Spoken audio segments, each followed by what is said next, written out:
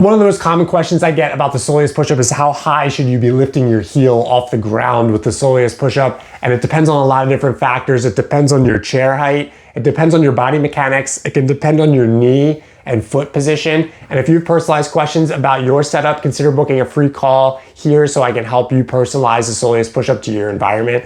But the first thing we'll look at is your chair height. So if your chair height is way too high, you can see how I'm in this high chair height.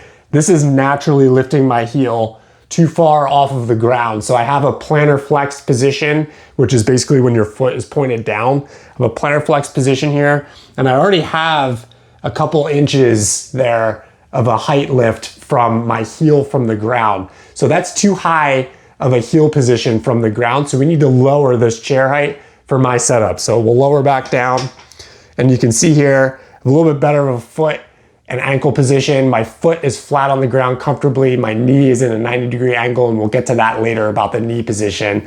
And here I can get a little bit more leverage with the Soleus push-up. It'll be a little bit more efficacious. I'll get that blood sugar metabolism benefit that I'm looking for because my heel is in a better spot. It's not already lifted off the ground. It's in a flat position, and I can let that soleus muscle do the work that it needs to do to be able to get that blood sugar metabolism going.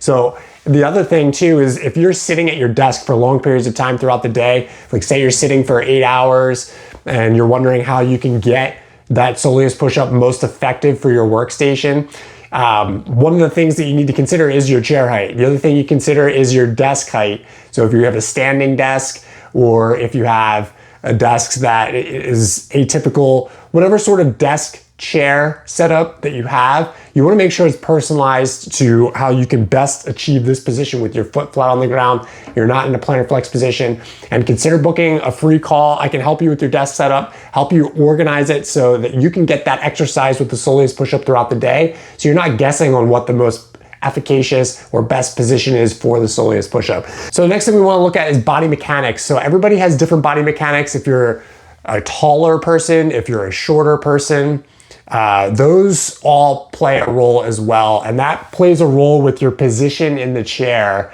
as well. So if you're a shorter person and you're not able to get your femur length to be the appropriate position in the chair, like say this chair juts out too far and your legs are kind of out like this, and this chair is jutting into the back of your knee, and you're in this sort of a position, you're not going to be getting as much of a benefit from that Soleus push-up angle because your knee position, that knee angle isn't optimized. And then that foot and ankle position, therefore, because the chair depth is too large for your body type, isn't allowing you to get that best Soleus push-up position that you need to get.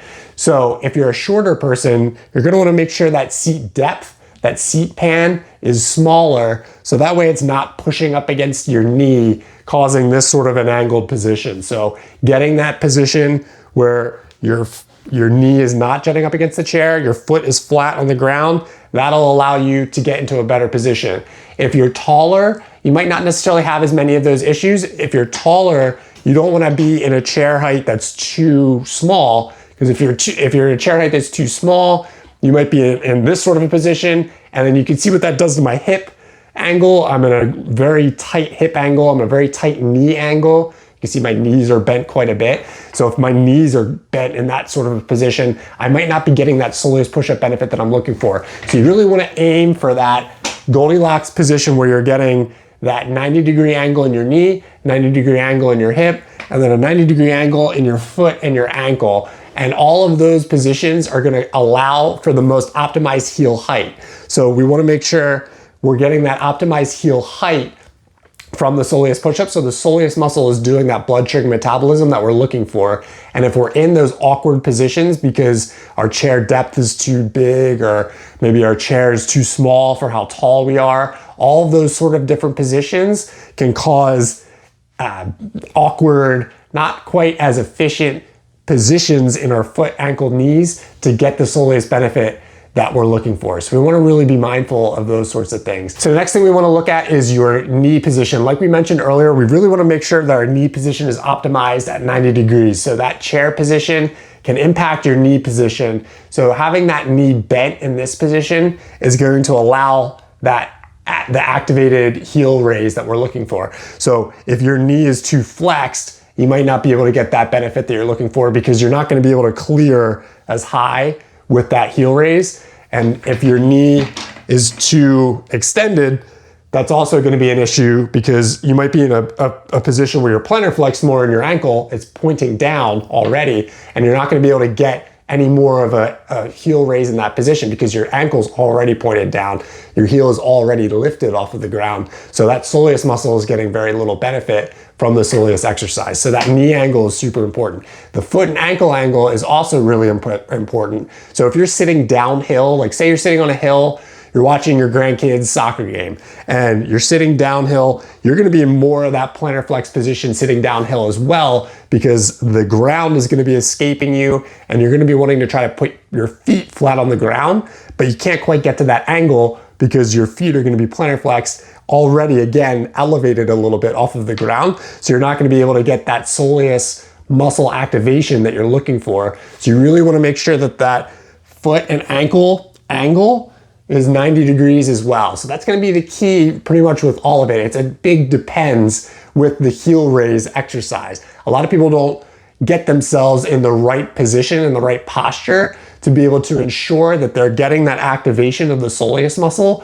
to the best of their capacity because they're not set up in those 90-degree angles throughout their joints to allow for that activation of the muscle. So it doesn't necessarily depend on the height of the soleus raise. It depends on your positioning in your environment to ensure that you're getting that activation of the muscle. So with that, if you're in a good position for the soleus push-up in a chair, you could have a 2-inch raise, you could have a 3-inch raise. It doesn't really necessarily matter the height of elevation with that. What really matters is your posture, your positioning in your chair, ensuring that you are in the correct positioning for your body mechanics because it's all dependent on your body mechanics. Everybody's going to be a little bit different.